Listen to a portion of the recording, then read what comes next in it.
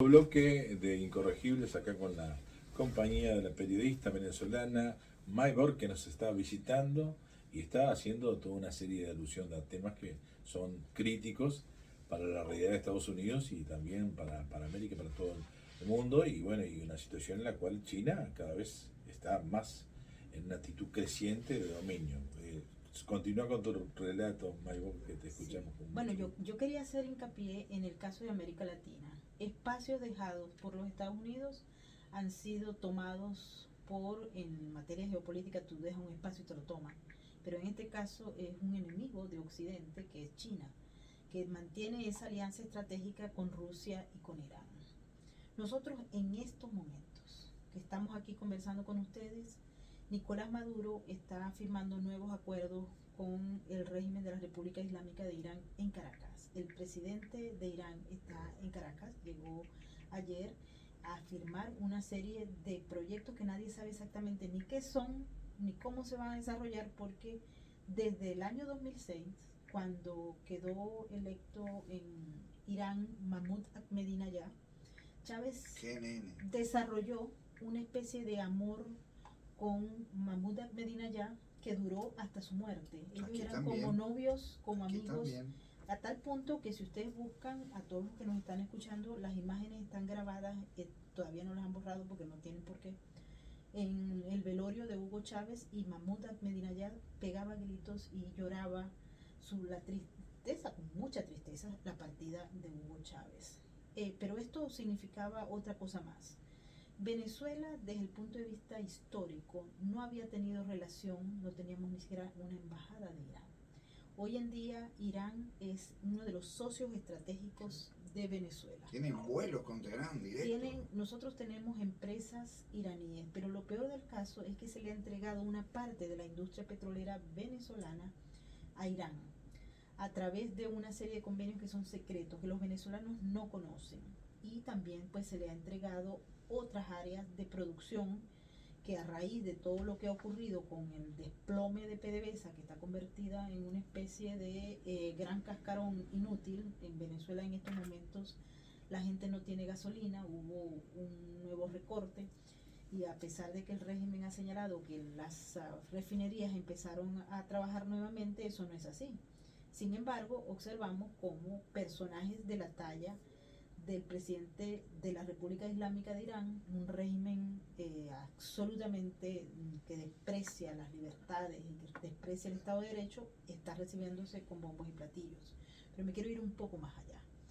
Maduro fue recibido por el príncipe heredero de Arabia Saudita, por el rey, y ha hecho una gira por Oriente Medio que incluyó los abrazos y la renovación de votos de amor, de amistad con, por ejemplo, Erdogan en Turquía, y con todos los regímenes que constituyen una amenaza para las libertades y para el Estado de Derecho, para todo lo que significa respeto al individuo.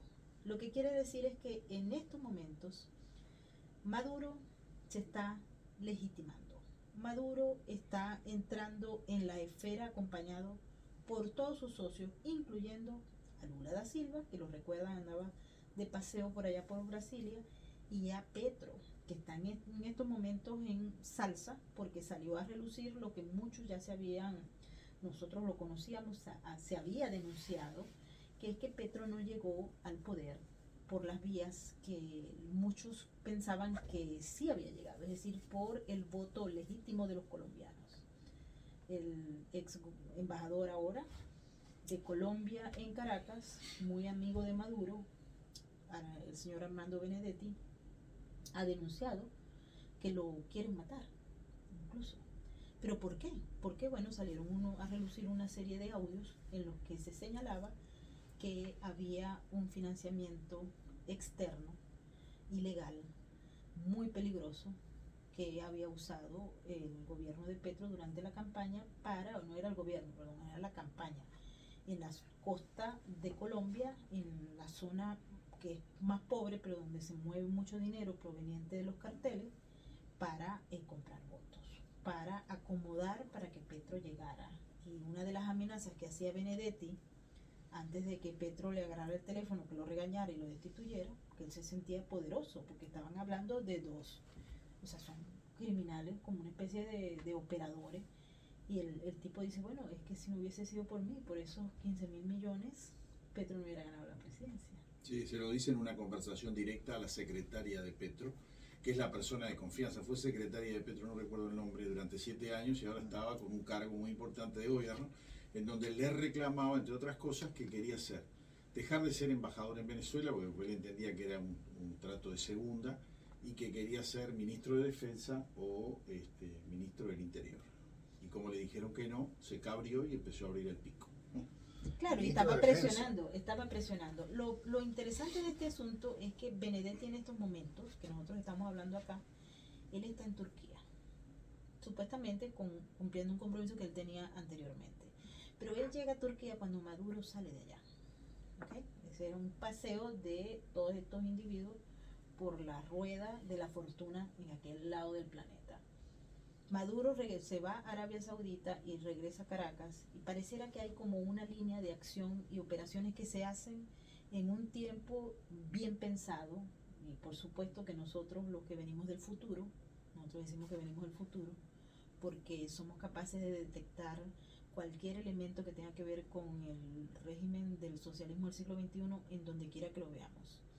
Y en este caso en particular, esta historia ya nosotros la hemos visto con Chávez, que usó dinero proveniente de la industria criminal para financiarse en un principio. Nosotros tenemos conversaciones con personajes que nos han señalado, ellos estuvieron allí cuando Hugo Chávez recibió dinero directamente para su campaña de el señor Fidel Castro, que ya está, gracias a Dios, con Chávez en la misma paila, pero también, por ejemplo, de Gaddafi, de Muammar Gaddafi, y muchos otros que hoy en día o en cualquier país donde hubiese Estado de Derecho y donde las instituciones funcionaran, se hubiese abierto una investigación y Chávez no hubiese podido ser presidente. ¿Qué pasa en Colombia?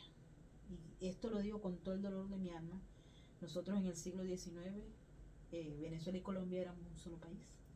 No hay nada que se parezca más a un venezolano que a un colombiano, y no hay nada que se parezca más a un colombiano que a un venezolano, porque venimos con la misma raíz, somos muy parecidos, y yo quiero mucho a Colombia, me siento colombiana, y me duele profundamente, porque lo entendemos, porque venimos del futuro, que las instituciones que se deben encargar de aplicar la justicia en este caso, es decir, que Petro violó la ley de partido político, la ley de campaña electoral, y recibió fondos provenientes de la industria criminal para llegar a ser presidente, eso indicaría en cualquier país donde haya Estado de Derecho que Petro no puede ser presidente, no puede seguir siendo presidente porque utilizó dinero del narcotráfico y de grupos externos para pagar votos. Dios no libre de la vice, Dios no libre de la vice. Peor, por eso te digo que no sé qué, pero bueno, en Estados Unidos estamos igual, así que no te preocupes. Pero en el caso de las instituciones se abrió una investigación que puede durar 2 años o 2 años y medio, de acuerdo a la última información que me suministró uno de nuestros expertos en Colombia, que ha trabajado el tema de fraude electoral en Colombia y que no tenía toda la línea, pero que ahora tienen evidencia que se puede usar en la corte. También tenemos que ese mecanismo que se utiliza de no aplicación de la justicia ni responsabilidad a aquel que viola la ley de manera directa, conlleva a que el Estado de Derecho y las instituciones se debiliten profundamente. ¿Qué es lo que está pasando? Y en estos momentos vemos un grupo opositor bien interesante que está llamando a marchas para presionar a la clase política. Se va a discutir este tema en el Congreso, en el Parlamento. Pero, como los que venimos del futuro sabemos cómo se maneja esto, hay una cosa que se llama comprar conciencias y comprar votos. Y eso está ocurriendo. Entonces, la alerta es de los verdaderos amantes de la democracia en Colombia, que saben que hay algunos elementos que pueden conllevar a que Colombia quede en el mismo parámetro de Venezuela, cosa que sería extremadamente triste, y que se pierdan las instituciones. Porque Petro es un animal, una criatura, no solamente del Foro de Sao Paulo, no, él va mucho más allá. Si ustedes revisan los antecedentes de Petro y de Maduro, se van a dar cuenta que Petro es peor que Maduro en materia de respeto a las instituciones, en materia de manejo de todo lo que es el entorno criminal. Y si Maduro ha llevado junto con Chávez a Venezuela en lo que está, que es Venezuela es el ejemplo de lo que no debe ser.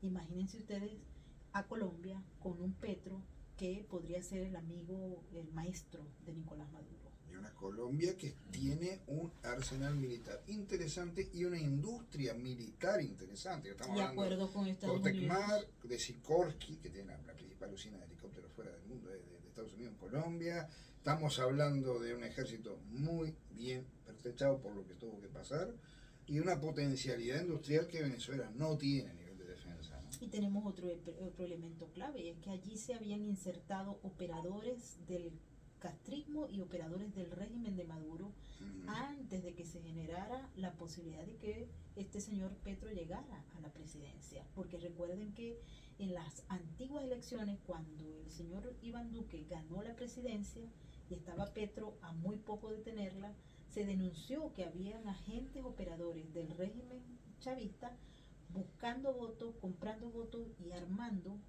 una base electoral. Le hicieron una de vida gente. imposible a Iván Duque, ¿no? Claro que le hicieron la vida imposible, pero ahora tenemos también otro elemento que quisiera que destacáramos, porque esto aparece también en todos los países de América Latina y también en Estados Unidos y en Europa y donde quiera que sea. Y es que los fondos de un sujeto que se ha convertido en muchos lo llaman el destructor de la humanidad, como por ejemplo el presidente o el CEO de Twitter, el señor Elon Musk.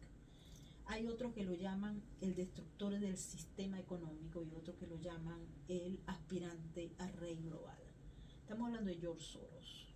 En Colombia, la presencia de agentes directos a través de las fundaciones Open Society, etcétera, han llegado a meter la mano en la Fiscalía, en el Consejo de Justicia, en el Congreso, y hasta le pagan los viajes a la vicepresidente, la señora Francia Márquez, para que vaya a pasear a África, a enarbolar unas banderas que en Colombia no tienen importancia, porque en Colombia, al igual que en Venezuela, los negros, los afroamericanos, no son diferentes a los otros. Es decir, en Venezuela Chávez no pudo enarbolar esas banderas, hizo la de oligarquía versus los pobres, porque nosotros en Venezuela ese fenómeno del racismo no lo tenemos, Colombia tampoco. Ella lo quiere meter y hay una propaganda muy fuerte señalando, bueno, y ahí tienen el ejemplo que esta señora llegó, pero Petro y la Francia Márquez tenían una estructura muy bien organizada de lo que es la presencia del dinero de George Soros para socavar el sistema y convertirlo a lo que él quiere que sea el mundo y las sociedades.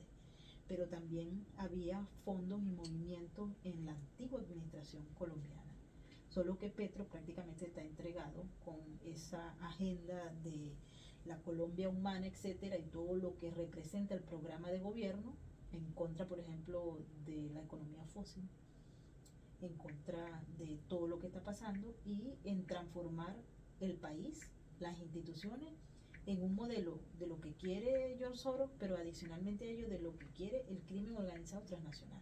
Entonces es un escenario bastante preocupante el que se vive en Colombia, igual en todas partes, no hablemos ni de Bolivia, Perú, que está dando un grupo, bueno, por lo menos están luchando, ¿no? Están dando una batalla buena, pero no sabemos si va a ser, bueno, igual en Chile. Es decir, en toda la región hay una presencia de esta fuerza. Está el Foro de Sao Paulo, está el Grupo de Puebla y todos estos grupos y grupescos que ahora los vamos a ver abierto la primera semana de julio, que van a estar reunidos el Foro de Sao Paulo. Y en paralelo tenemos a todos estos de la sociedad global, de George Soros, etcétera, trabajando para romper las estructuras que hay, comprar políticos obviamente de bando y bando, recuento de votos, todo, ¿no? todo, porque es que es la estructura la que están cambiando frente a los ojos de los ciudadanos que no tienen ni voz ni voto, porque los gobiernos están en función de quien les alquiló, son políticos de alquiler. los que están a lo largo y ancho de la región. Pero cuando muchos dicen en Argentina, en Chile, bueno, pero tenemos a los Estados Unidos, eso ya no es. Porque los Estados Unidos también entró, no en el modelo del socialismo del siglo XXI, no, eso va un poco más allá. ¿Cuánto tiempo hace que estimas tú que Estados Unidos empezó a ingresar en esa órbita? Mira, yo creo que el siglo XXI es fundamental para entender el proceso de destrucción de las instituciones. Y ahí está China, con todo este eje del mal que llaman, incluyendo, como te digo, los rusos y otros. Bueno, y ahora Biden manda a alguien a Caracas a darle los pies a Maduro, eso es triste. Y también tenemos la influencia de George Soros en todo, desde el nombramiento de fiscales y de jueces hasta la elección de fiscales y jueces, porque allá en Estados Unidos, en los condados y estadales, se escogen los fiscales, y pues hay jueces también que se escogen en los condados, y ellos están pagados. Un sistema de votación. Las campañas están pagadas por George Soros. Tenemos el caso emblemático que en estos momentos está en suma discusión, porque mañana el expresidente Donald Trump se va a presentar a la Corte Federal para atender una acusación que le hizo Una el cacería fiscal. de brujas. Bueno, Dijo. de brujas y ahí hay cacería de todo. Esto parece, Eso lo dijo porque ayer. nosotros en Venezuela, como yo les digo, nosotros venimos del futuro. Pero a Maduro y a Chávez lo que hicieron fue inhabilitar a Capriles, a María Corina y a cuanto candidato posible habría que captara la atención del venezolano, que no son ellos, sino que cualquier cosa que se opusiera al modelo chavista y lo encarnara una figura, pues iban para allá. Pero ni Maduro ni Chávez lo pusieron preso. Bueno, a Leopoldo López sí, pero en ese momento él no era candidato. Y Guaidó fue un fracaso. Y Guaidó fue un fracaso y no lo pusieron preso. Es decir, Maduro no lo puso preso y todavía no lo han acusado formalmente. Pero en el caso de los Estados Unidos, el expresidente Donald Trump está ganando las encuestas. Y todo el mundo dice que si hubiesen elecciones libres y transparentes, él podría llegar a la presidencia nuevamente. Ya recordemos el caso de lo que hubo en el 2020. Y el fiscal, que tiene una tendencia marxista, el fiscal Merrick Garland, el fiscal general, ha puesto una acusación que cuando los expertos la han leído está peor que la que hizo el fiscal Alvin Bragg de Manhattan, que ahora nadie habla de esa porque está tan mal hecha, porque los que están pagados por Soros como que no están estudiando sino disfrutando de la plata, porque ese ni siquiera fue capaz de decir de qué era que estaban acusando, porque no hay un mecanismo a través de la cual se pueda probar en esa acusación en Manhattan cuál fue el delito. Y además ahí está el estatuto de limitaciones que no permitiera en una situación legal normal que se hiciera esa acusación, pero como se hizo, no es porque hay un delito o si hay un delito. El asunto es que hay que eliminar al primer contrincante que está en contra de los intereses de George Soros y de su modelo, pero también de los intereses de China y de los intereses de Maduro y de toda esta gente y de los intereses de Irán, etcétera.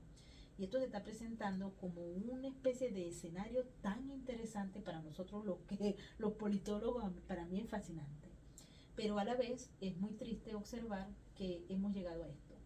Mañana vamos a ver al expresidente Donald Trump en una corte federal en Miami. Hoy hay manifestaciones por todos lados. Ustedes ven las redes sociales y algunos medios de comunicación que todavía publican información sobre este tema. Que no los nuestros. No, sí. Estoy hablando de los de allá. Si no salimos en las radios y la prensa digital en Uruguay, los grandes medios televisivos, no pasa nada que no quieran que pase. Y eso es en toda América. Y eso es en todas partes del mundo, creo. Porque los medios de comunicación pertenecen a muy pocas manos y cada día pertenecen a esas muy poquitas manos. Allá, por ejemplo, en el estado de la Florida, que es donde en estos momentos vive el expresidente Trump, y donde hay una tendencia enorme que cada día crece más porque, por ejemplo, Nueva York perdió población, porque todo el mundo salió espantado de allá y se fue para la Florida. Por los impuestos. California, no, por los impuestos y por muchas otras cosas más. Porque en Nueva York tú no puedes tener un niño y tú lo quieres criar como tú quieres. tienes que ceder el niño prácticamente al Estado para que le enseñen todas estas modalidades nuevas de ¿Y eso está instrucción. legislado? Allá en Nueva York, en la ciudad, estoy hablando de la ciudad, no del estado, en la ciudad de Nueva York hay mucha regulación que evita que el padre y la familia tengan decisiones sobre la educación de su hijo. Injerencia. Y también está el tema de que se apoya cualquier cambio de sexo, y para ellos es mejor que el niño no tenga sexo, sino que sea un sexo X, para que a futuro, supuestamente con la buena intención de que sea la persona quien decida, pero en el fondo es un proceso de adoctrinamiento Total. Sí. muy vergonzoso, Variable. y por eso mucha gente que tiene familia, que tiene niños, huye de la ciudad de Nueva York y se fue para la Florida o para Texas o para cualquier estado donde Y al se norte, permite. o si no al norte. Y cada vez es más, pero a la vez, y volviendo al tema de la Florida, Ujú. allá la posición en contra de esta Agenda 2020 y de las políticas de Joe Biden ha crecido porque la gente huyó de esas políticas, que en Nueva York es absolutamente despreciable desde el punto de vista del respeto a la conciencia y a la opinión de la gente, que te digan qué es lo que tú estás pensando, qué es lo que tú, o sea, hasta te piden que tú vistas o te declares y utilices un lenguaje que no te corresponde. Y si no, California está perdida. bueno, California es un mundo perdido y Nueva York creo que también, así como Filadelfia y muchas otras grandes ciudades que se han convertido en unos fenómenos de Sodoma y Gomorra en el siglo XXI. En Nueva York, allá tenemos el problema también de las drogas, del consumo de fentanilo, y esto hace también que la política no opere en función del beneficio de los ciudadanos. Allá tenemos, por ejemplo, una ley de alquileres o una ley de ocupas que le permite a cualquier delincuente que no desee pagar renta que abuse de la propiedad privada, incluso que los dueños de los apartamentos las pierdan, porque todas las decisiones son a favor de los ocupas y no del dueño de la propiedad, porque es una tendencia socialista. Y así Bien, tenemos, bien. bueno, podemos estar hablando de Nueva York, de cualquier cosa, no solamente del sistema escolar, es muy triste. Y ahora hay cientos de miles de personas que están llegando, que entran ilegal por la frontera sur. Nueva York es una ciudad santuario, y eso porque es una ley que le obliga a la ciudad de Nueva York, al gobierno, darle comida, techo y todo a los que lleguen allá. Y por supuesto que hay un desfase entre lo que es el presupuesto pagado por nosotros los ciudadanos que pagamos impuestos y la necesidad Claro. de todas las respuestas que hay, porque todo el mundo se fue para allá porque allá es gratis, allá es chévere, allá nos dan casa. Bueno, pero habían algunos gobernadores de los estados del sur que le subían cuando estaban aburridos ya, porque que no reprimía la policía fronteriza, los empezó a cargar y se los mandaban a Nueva York. Después que le mandaron los 10 primeros ómnibus, ya empezaron Bueno, a patearle al presidente Biden para decirle, no, esto no lo aguanto. Bueno, pero si vos decís que Hay una está- quiebra de las finanzas de la ciudad. Y ahora, por ejemplo, la semana pasada, el alcalde, que es el alcalde mayor, se podría entender así por la estructura de la ciudad, Eric Adams, ha dado órdenes nuevas. Es decir, él toda la semana inventa órdenes nuevas. Las órdenes son insólitas porque nosotros lo vivimos ya, somos del futuro. Si, por ejemplo, hay que poner gente a dormir en los gimnasios de las escuelas, violando toda la reglamentación de las escuelas, primaria, secundaria y hasta universidades. Todos inmigrantes. Sí, son Sí, inmigrantes documentado. ilegales que llegan a buscar refugio y que pues tienen que pagarle el Estado para estar allí. Ellos disfrutan de las ayudas sociales y ahora se tiene que recibir en las iglesias, en las sinagogas, en cualquier lugar. Pero adicionalmente, el alcalde ha señalado que está en disposición de que, porque allá se hace un censo y se sabe, la ciudad sabe más o menos quiénes viven en las casas, porque está censado cuántas habitaciones hay en cada residencia, y él ha propuesto una norma que establece que las personas metan a los que están llegando ilegales, que no se les ha, por cierto, revisado los antecedentes criminales ni nada, llegan allá y dicen que quieren esto. Yo he visto muchos chavistas ahí. Pero ellos quieren que la gente, los ciudadanos neoyorquinos, abran las puertas y metan los que van llegando en su casa. Pero esa ya se aprobó esa norma. Él lo está pidiendo y está señalando que podrían pagar pagarle la ciudad, pero la ciudad está quebrada, ¿ok? Pagarle a cada persona que reciba, como si fuera una especie de Airbnb, pero de la casa, para que reciban a todos los que están llegando sin ningún tipo de revisión de antecedentes criminales. Vamos a unos compromisos comerciales. Hay una foto Se puso interesante. horrible de Los Ángeles que están Impresionante. sacando la